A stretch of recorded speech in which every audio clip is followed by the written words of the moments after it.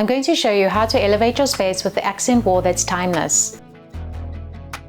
My friend asked me to help her. She wanted her stairway wall to be a feature when you walk through the door to make an instant impact.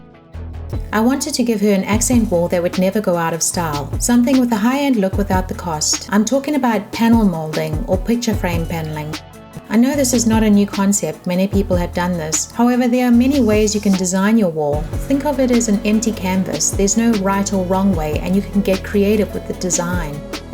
To get started, I marked lines with pencils on the wall, using a laser level and my level ruler. It was a mini stair climbing marathon taking the measurements. Once the lines were drawn, to get a visual, I used blue painter's tape. It would also help my friends decide if they liked the layout and design. I wrote down the measurements and measured the angles using this angle finder from Home Depot. I would highly recommend using this tool when dealing with angle cuts. It makes the process so much simpler.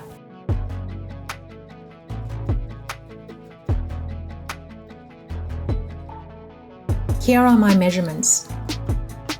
She loved the layout, so I went ahead and purchased the molding from Lowe's and would start the cuts the following day. I purchased this white cap molding for around $6 a piece. I started with the 45-degree angle cuts, as these are pretty straightforward.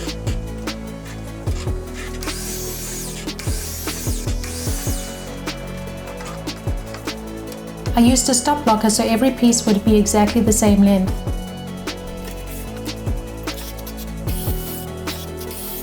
And then mark the length on the back for an organized and easy to find system. I like to keep everything clean. It helps me think clearly.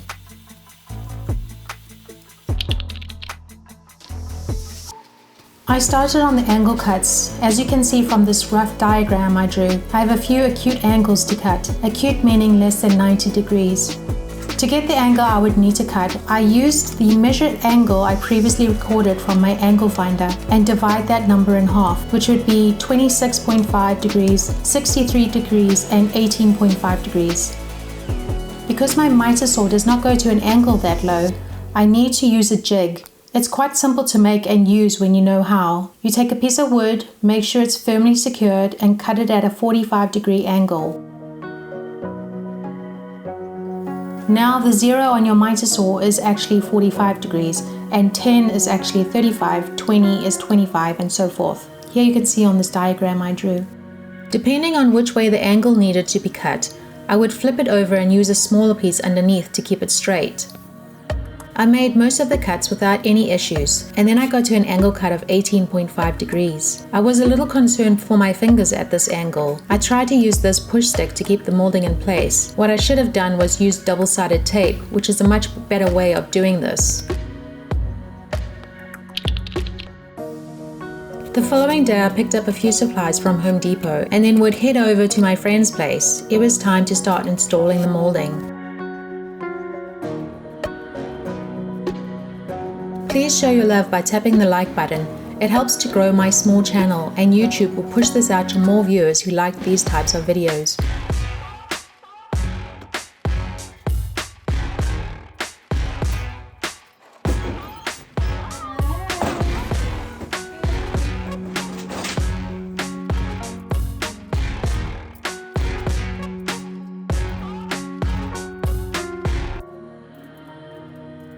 I organized the pieces by size. It was like putting a puzzle together, and then started installing piece by piece. I used my trusty brad nailer to attach it to the walls and made sure every piece was level. I began with the simpler 45-degree pieces to ease into the project, as initially I always seem to have a little self-doubt. However, once I start, I feel a sense of accomplishment and it encourages me to keep going.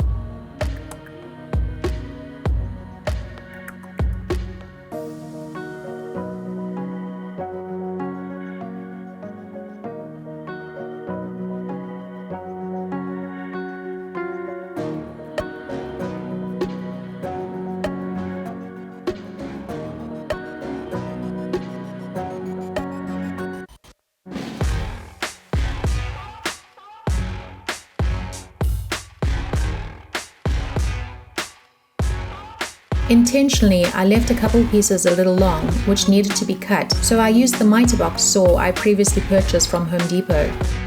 Because this box only allows angle cuts of 90 degrees, 45 degrees or 22.5 degrees, and I had a 63 degree to cut, it made cutting this piece a lot more complicated than I would like.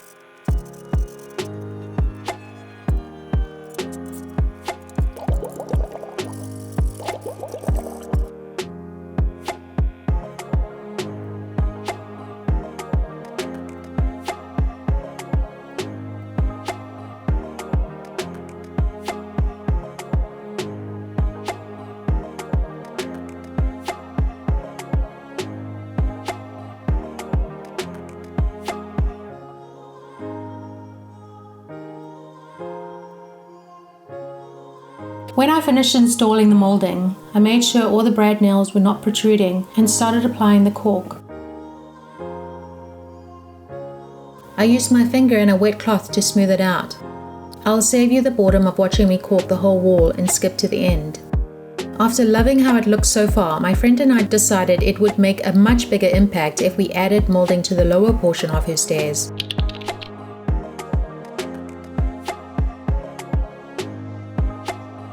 After updating her walls with Sherwin-Williams Shoji white paint, this is the final result.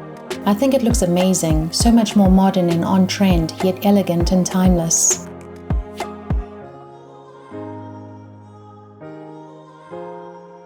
If you'd like to watch more of my videos, I recently remodeled my fireplace. I'll leave a link at the end of this video.